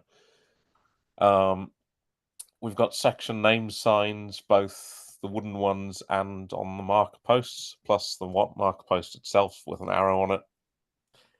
And I think we've got no pedestrian signs as well on each one. Okay. So it's more, so it's like really condensed A4 signs with loads of copy on it, rather than just the one word saying gap or something, or tabletop or whatever.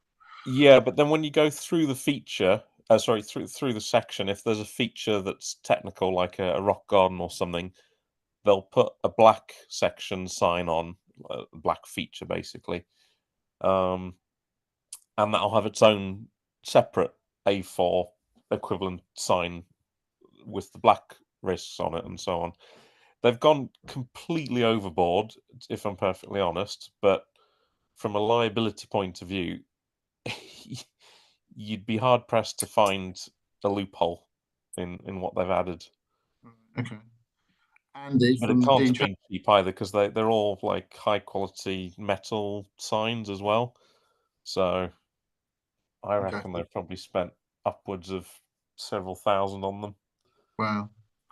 Andy, does that match your experience at Forest of Dean? Yeah, I wouldn't say it doesn't feel excessive. Biggest problem we've got is squirrels eating them. Yeah. Some of ours have been used as airsoft target practice, so. And then wait till someone crashes into one of your signs and hurts themselves. Yeah. Or I've got a sign warning about the sign. Yeah.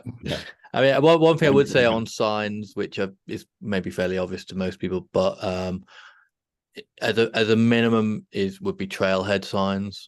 You know, at every sort of start and kind of main entrance point to a trail, have an information sign that tells people at least what's going to be on that trail.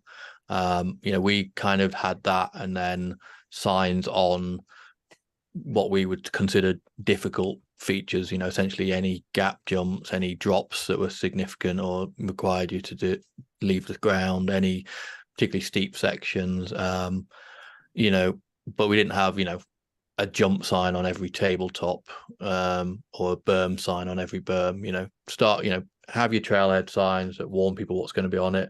If there's any deviation from the track, like for anyone who's been to ours, you'll know that we have our red free ride track, and on our red trails there are no gaps, there are no mandatory air jumps, but we have offshoots that go into jumps and gaps, and obviously they have to be incredibly well signposted to make sure, you know, people don't stray off what they think is a red run onto a black section without knowing it. So common sense when it comes to signs, but obviously if you're guided by someone else, then common sense isn't necessarily how it's going to work.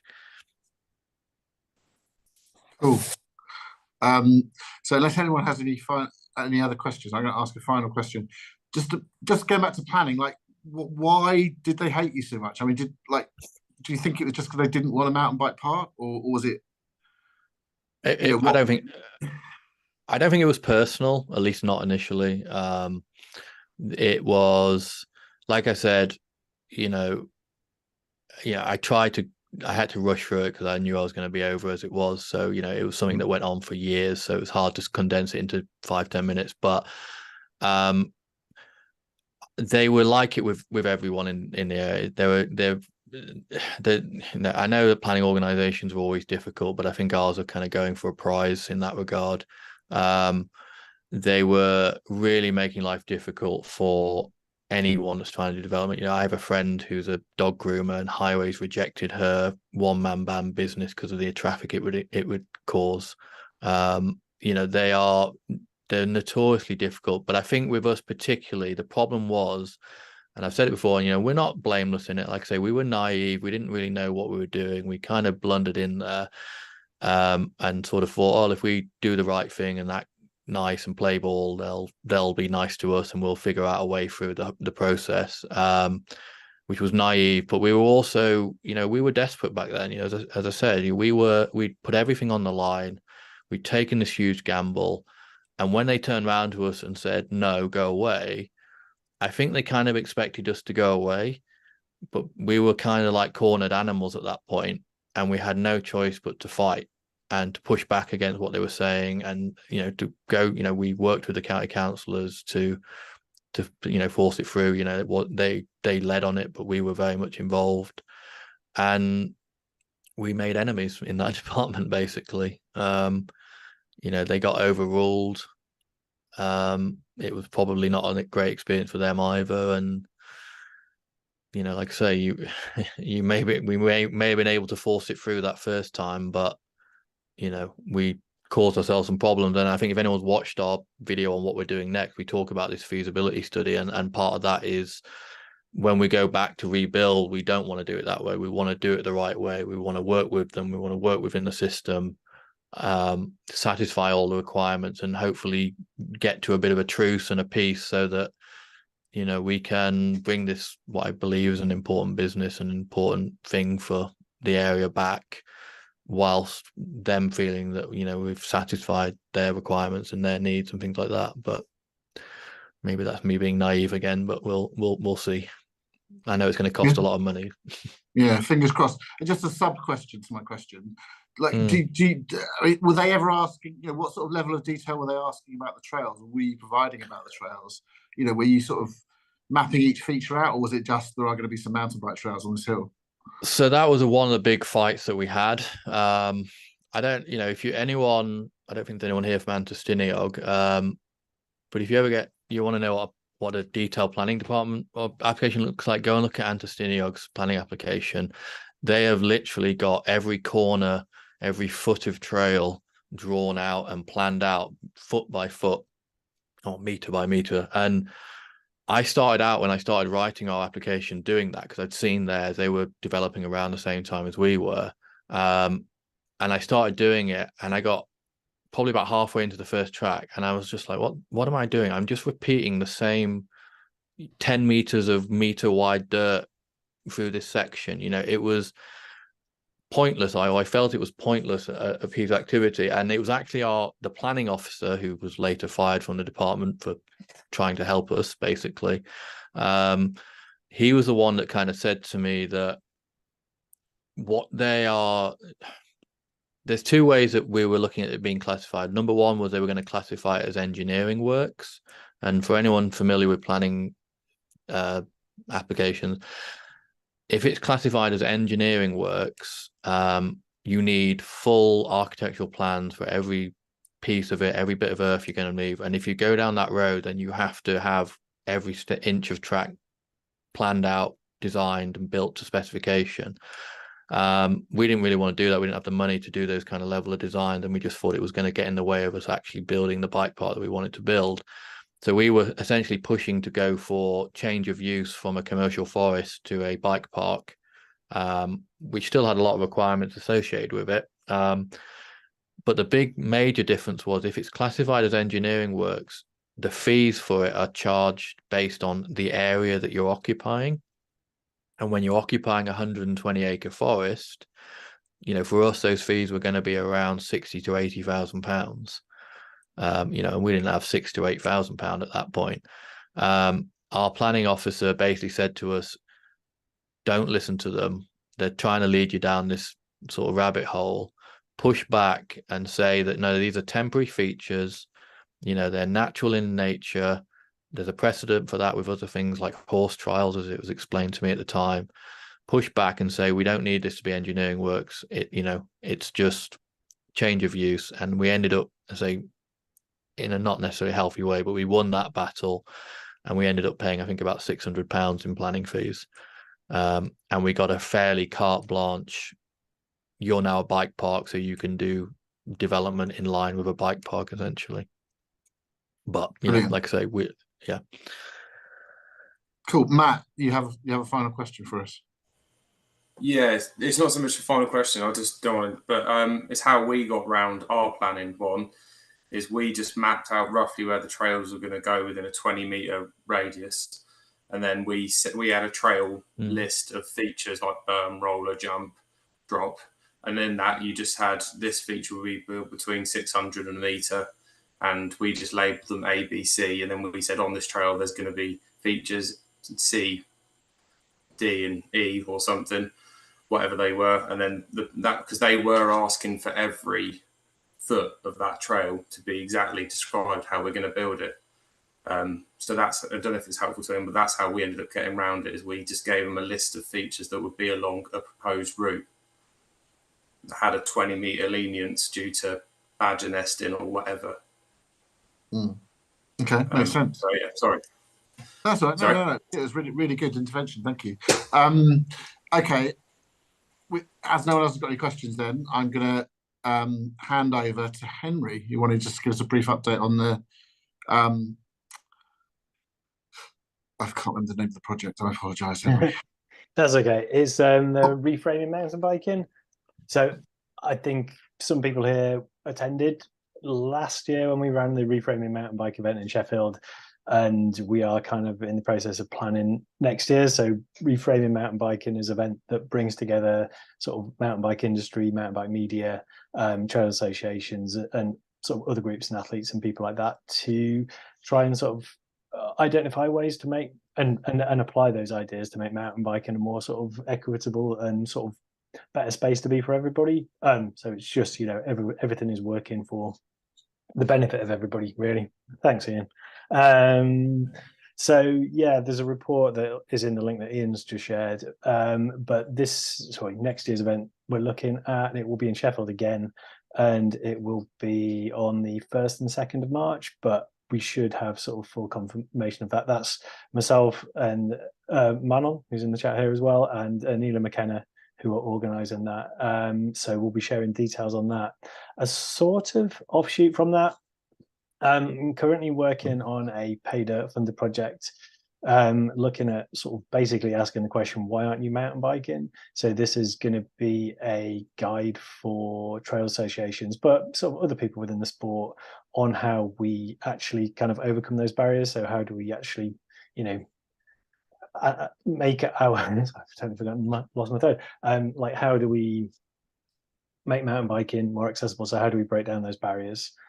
And just kind of really asking if anybody has any sort of good examples of sort of inclusivity. So if anyone has any examples or case studies of sort of how you've made your trail associations more inclusive, if you can email it to me at Ride Sheffield, I can put my email into the chat in a second, but we're just trying to really look at sort of just the idea is to share all those examples so people can see them. So essentially this guide that we're working on will be something that everyone can download, and it will be essentially almost a tick list of criteria that will help you make your trail association more inclusive. But yeah, so any help, any ideas, anything that you've been doing which you think is worth sharing, would be really appreciated. So yeah, cheers, Robin. Cool. And my apologies for forgetting the name. It's okay. Anyway, cool. So back to our experiment. This didn't really work last month, and it probably won't work now. But the idea now is, has anyone got any questions of each other? Like, what burning questions do you have that you think everyone else in the meeting might be able to help you with?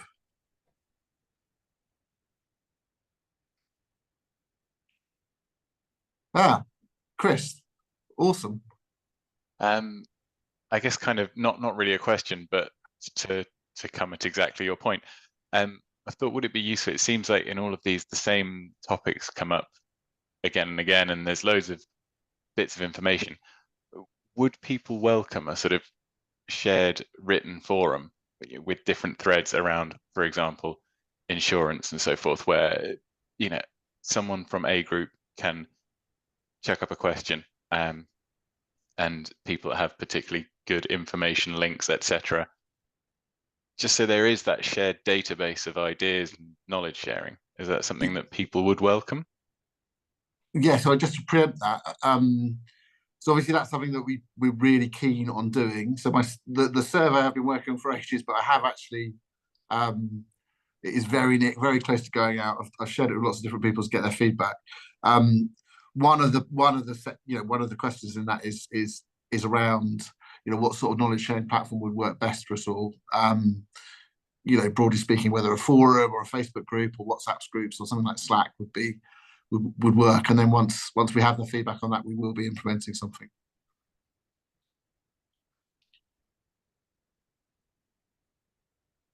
Cool. Anyone else? I think I just following up on that. I think it's a really good idea to have somewhere where we can have sort of more detailed discussion, and text sort of forum is probably a good way of doing that, more so than trying to do it in these evening sort of meetings. But I do think that whilst it might be useful, to have a sort of, let's say a Google Drive depository where we all sort of dump the paperwork that we use into for people to look at, that in theory that sounds useful, but I don't think it kind of is, because everything's so tailored and specific. I'd love to see us, and this text forum is probably a good place to start that, to working towards almost kind of having like working groups of people that come together that have certain knowledge of certain areas and try and put some stuff in place that can then sort of be reviewed by the wider group, and like I say, work us towards some of those quite light touch standards that I think Matt and others have probably echoed in this, that we often feel quite nervous that we don't have this, as I say, big book of bike park running rules that we can refer to whenever we're not sure if we're doing something right. So yeah, I think a group like that, a forum like that, would be really useful and a good starting point on that journey. Cool. Anyone else? Okay. Well, on that, we will end the meeting very shortly. But I think first we should all say thank you for Tim for what was a really. Oh, sorry, Chris, you're going to come back with something. Sorry, I had another one because I'm that annoying person. There was someone last week who I can't remember who it was, or last month rather, that was given a ridiculous insurance quote with, I believe, Zurich, and countered it. Did I make that up, and it got reduced massively? Did I completely make that up? Yeah, so that was Grant who gave. It was Grant that. Yeah, and he shared that with. I introduced him to Bern in Northern Ireland, and they shared that. I don't know how Bern got on with that or how useful that was, but he shared the presentation with him. But yeah, it was. I think it went. They were asking for 500. It went down to 99 or something like that. I think. Yeah, is Grant on tonight? No, I don't think so. Okay, because I had someone else contact me about something very, very similar. Yeah, if you want to pass a huge quote, so yeah, that'd be amazing if yes. Okay, cool, brilliant. Okay, well, on that, let's I think we should all say thank you for Tim. Thanks, You're very welcome. That's the sound of everyone clapping on me. Silent clapping. I will just say before I go, as I said in that chat, I've got more free time on my hand now than I had before, and if anyone, I love to chat. So if anyone wants to get in touch, my email is just tim@revolutionbikepark.co.uk. So Tim at our website address. But if you forget that, just reach out through the website. But whatever, always happy to chat. Always have to have my brain picked. So anytime, feel free to reach out. And like I say, but also keep attending these meetings because I think they're really good. Cool. So yeah, that's it. Just a quick update on progress on the UK MTB Trail Alliance. Obviously updated you last month that Kath Goody from Trail Collective North Wales and Ian, who's on the call from Firecrest MTB, agreed to be on the board when we actually have a board, when we're properly constituted. This month's news is that Manon Carpenter's also agreed to be on the board, which is great news. We've got a few more board members to pick in terms of being geographically diverse. But yeah, that's great news. But yeah, if anyone's got any questions of me and what we're up to centrally as an organisation, give you a few seconds. So I think that's a no. Then we'll end the call there. Thank you all so much for coming. I really appreciate it. And thanks so much, guys.